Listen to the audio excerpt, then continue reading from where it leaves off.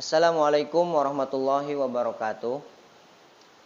Alhamdulillahi la abghi bihi badala hamdan yuballighu min ridwanihil amala. Summa sholatu ala khairil wara wa ala sadatina alihi wa sahbihil qudola. Bismillah, alhamdulillah, amma ba'du. Semoga kita diberi kesehatan dan perlindungan oleh Allah Subhanahu wa taala, dan semoga Pirgono sukses dan jaya. Pada masa pandemi ini, kita harus menjaga kesehatan dan kita harus patuhi protokol yang telah ditetapkan oleh pemerintah. Pada kesempatan ini, alhamdulillah, saya akan membahas tentang kandungan-kandungan keberkahan-keberkahan yang terdapat dalam lafaz Bismillahirrahmanirrahim. Baik, kita sebagai santri tidak asing mendengar lafaz Bismillahirrahmanirrahim ketika kita mau memulai mengkaji suatu kitab.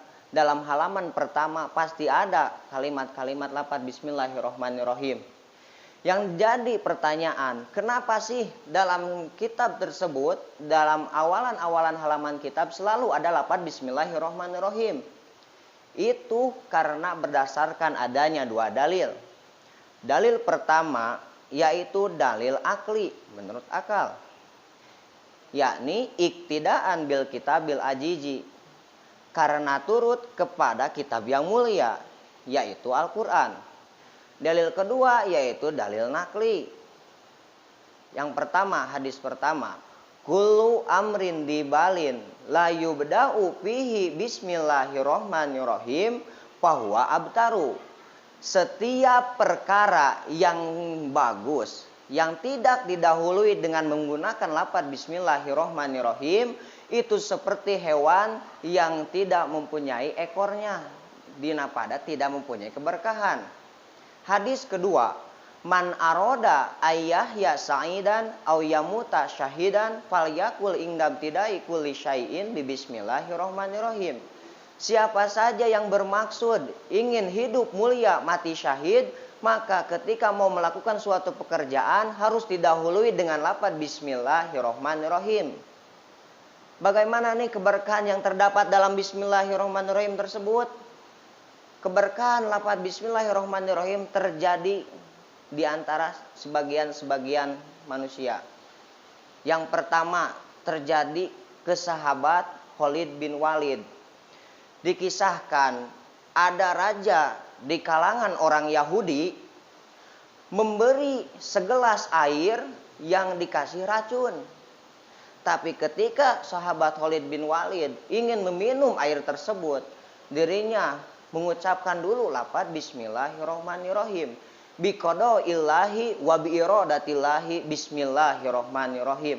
Alhamdulillah sahabat Khalid bin Walid tidak merasakan adanya racun dalam air tersebut.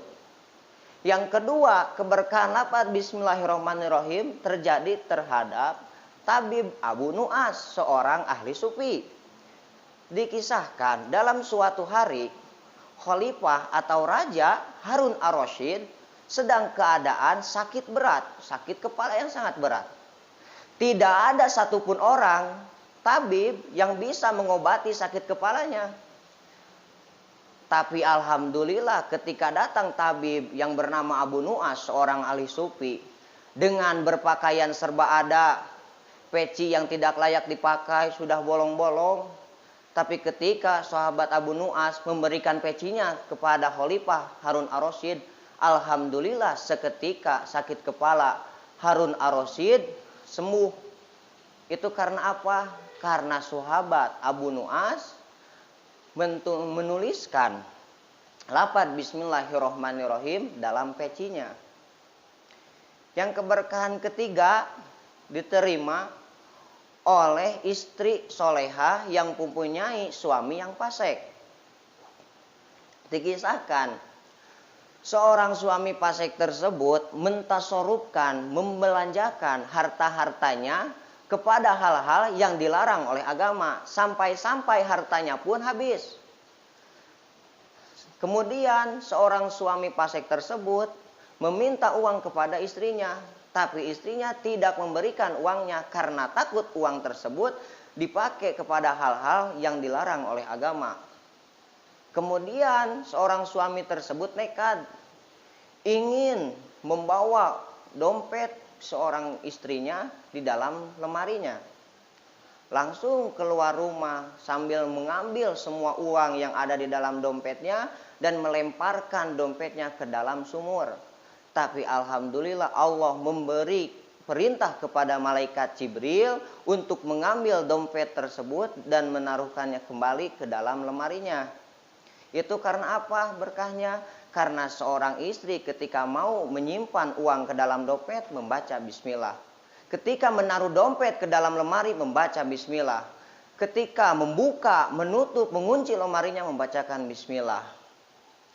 Lalu dari lafaz bismillahirrohmanirrohim itu mengalir 4 macam sungai. Dikisahkan dalam hadis Nabi SAW ketika malam Isra Mi'raj didatangi malaikat Jibril alaihissalam.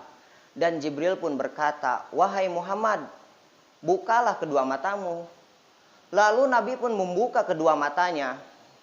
Ketika Nabi membuka kedua matanya, di samping Nabi terdapat pohon yang sangat besar.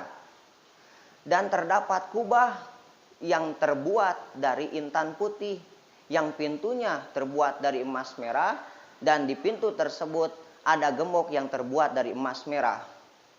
Untuk menggambarkan besarnya kubah tersebut, andaikan seluruh makhluk yang ada di dunia ini dikumpulkan di kubah tersebut, maka nampak seekor burung di pucuk gunung atau seorang yang berenang di tengah lautan. Kemudian Nabi Muhammad melihat ada sungai mengalir di kubah tersebut. Ketika Nabi Muhammad berpaling dan ingin meninggalkan tempat tersebut, malaikat Jibril pun berkata, "Wahai Muhammad, apakah engkau tidak mau memasuki kubah tersebut?" Nabi pun menjawab, "Bagaimana aku bisa masuk ke dalam kubah tersebut, sedangkan kubah tersebut dikunci menggunakan gembok?" Malaikat Jibril pun berkata, "Sesungguhnya kunci untuk membuka gembok tersebut adalah ungkapan lafaz Bismillahirrohmanirrohim." Kemudian Nabi Muhammad pun membuka kunci tersebut.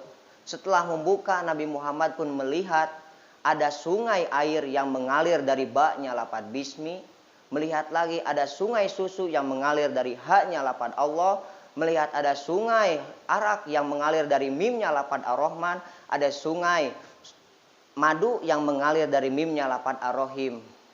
Maka semua sungai itu terdapat dari lafaz Bismillahirrohmanirrohim. Demikian dari saya. Mohon maaf apa ada kesalahan, mohon koreksinya. Wallahul muwaffiq ila aqwamit thoriq. Wassalamualaikum warahmatullahi wabarakatuh.